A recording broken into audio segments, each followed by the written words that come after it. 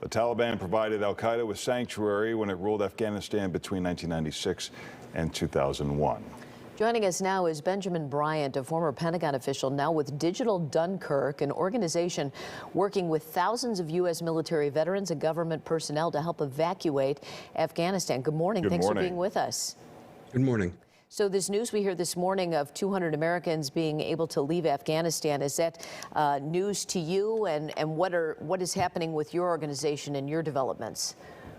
Well, we began to hear rumblings that these flights would be allowed, but what it means is that the work continues. The same thing it meant yesterday. 200 is a finite number, and there's an almost unknown number of people who would like to get out.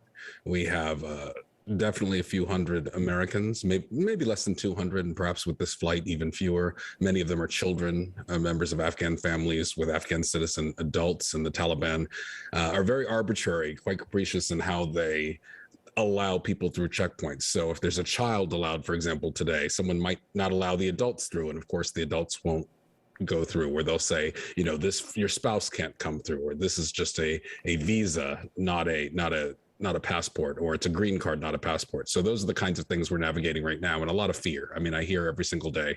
A big part of what I do is just try to keep the families in the cases that I'm working calm, hopeful, and assure them that things are moving ahead. And today, that was a sign of that. So I know this is a complicated situation, but what do you think the State Department should be doing that it isn't doing, or isn't doing very well?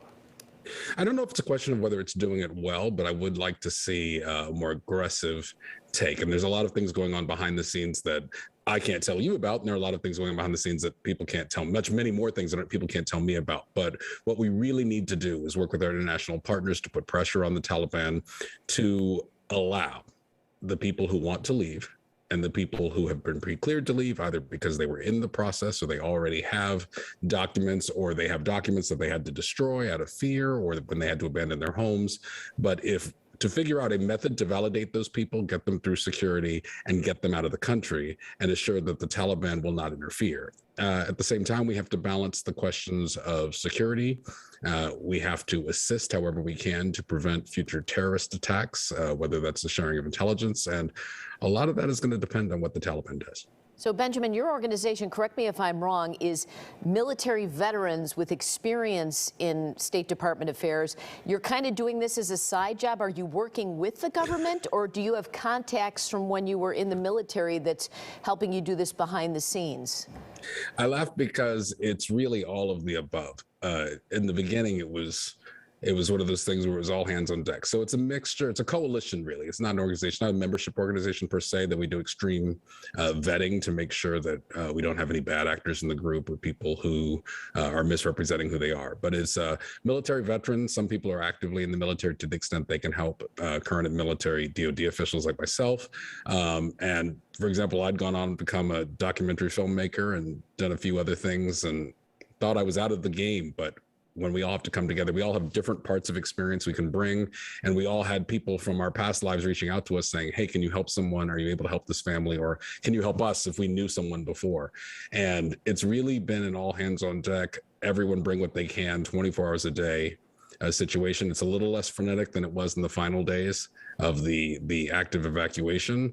But now it's about pulling those levers and using the tools we have to put the pressure in the right places to get the government, our partners, and most importantly, the Taliban to do the right thing. So if people want to help your organization, or if they know someone they would like you to help, how do they get a hold of you? So we're continually updating the digitaldunkirk.com website. That is the best source. We don't collect money, and we don't specifically solicit volunteers. But if people have a way that they think they can help, if they have something they can contribute, if they'd like to contribute, they can always go to the Digital Dunkirk website. It doesn't just have our information. It has the information of other charities, nonprofits, vetted groups that can allow people to do localized work, volunteerism.